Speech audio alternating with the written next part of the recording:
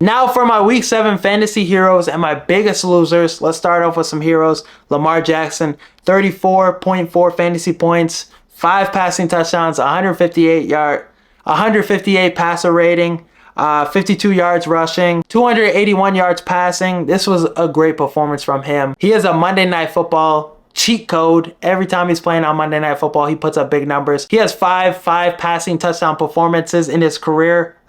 The most is 8. It's fucking crazy how good he's been his whole career, how good he's been this season. This is the best version of Lamar. #1 quarterback in fantasy, and I don't see him slowing down anytime soon. Hey, if the Ravens get Courtland Sutton, they have 11 draft picks in next year's draft in April. They could use one of those to get a playmaker, another playmaker in this offense. Rashod Bateman's playing well. Zay Flowers has been looking good. Mark Andrews is getting better and better every week. Isaiah Likely still being a factor. The run game's going. You know, Lamar Jackson's still putting up 50 yards rushing every game. So he's going to continue to play like this.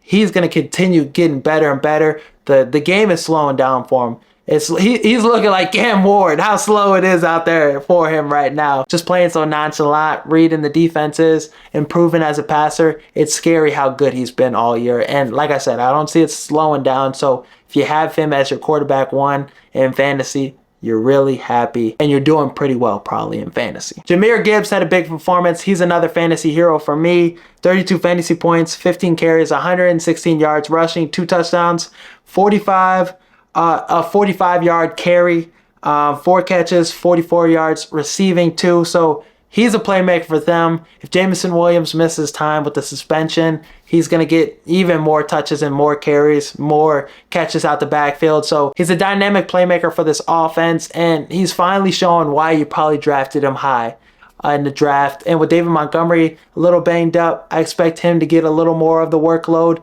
these next couple weeks, maybe this week and next week. Want to see him get more touches because, like I said, he's such a huge playmaker for the Lions offense, and this offense is just even more dangerous when he gets 15 to 20 touches. So keep him in your starting lineup, maybe your flex, maybe your RB2. Keep him in those spots because he's going to keep having performances like this, I think. At least 20 points. This was 30 points, too, against the Minnesota Vikings defense that, has really held everybody in check. So be encouraged by that as well. Unsung hero, Rashod Bateman, 22 fantasy points. He could be the most important player on the Ravens offense because if you can get production out of him like you've been getting consistently, just that deep play threat, getting that 40-yard reception, getting that 40-yard touchdown, he's being the guy that's stretching the field, that's getting all these deep plays for Lamar Jackson, being that weapon. Lamar Jackson is hitting him too on these long balls. That you got to be excited about that.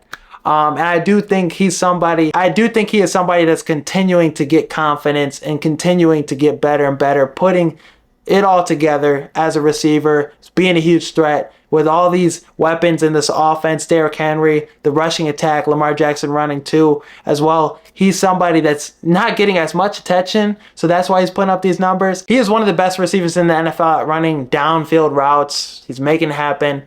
Huge threat for Lamar Jackson. Yeah, he's had a great year. He's been impressive all year. He had an impressive training camp, and we're seeing it coming into fruition. Potential of being that first-round pick he was a couple seasons ago. So I expect to see him continue to have maybe like 10 points consistently every week, a touchdown or a big play, getting you 60 yards receiving. So this is somebody I would stash. Let's see it continue to, grow and grow and him get better and better. I wouldn't put him in the starting lineup, but I would keep him. If he's in the waiver wire, I'd add him and just let's see it continue. Let's see it be consistent. If you have a receiver on a bye week, add him in the starting lineup. But yeah, right now he'd be a stash for me.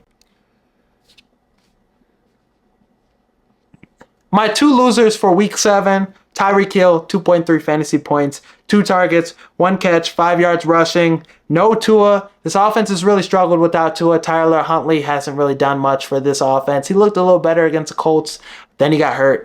They had to bring in another backup quarterback. So yeah, Tyreek Hill hasn't been a factor, but now that Tua's coming back this week, I'm not concerned about all these bad performances that Tyreek Hill has had so far. Week 1, when Tua played a full game, 12 targets, 130 yards, and a touchdown. So Tua back, they're going to push the ball downfield. Tyreek Hill is going to be a huge factor. So if you had Tyreek Hill, you're finally going to see, drafting him number 1, number 2, or 3 in your fantasy draft come to fruition. You're finally going to get what you paid for. So excited about Tua being back for Tyreek Hill. We should see him explode with production. CJ Stroud is also a loser for me. 5.3 points this week. The Green Bay Packers defense, they held him in check. Only 86 yards passing in this game, but this is a fluky performance. This is just a good defense and them holding him in check. I don't see this happening consistently.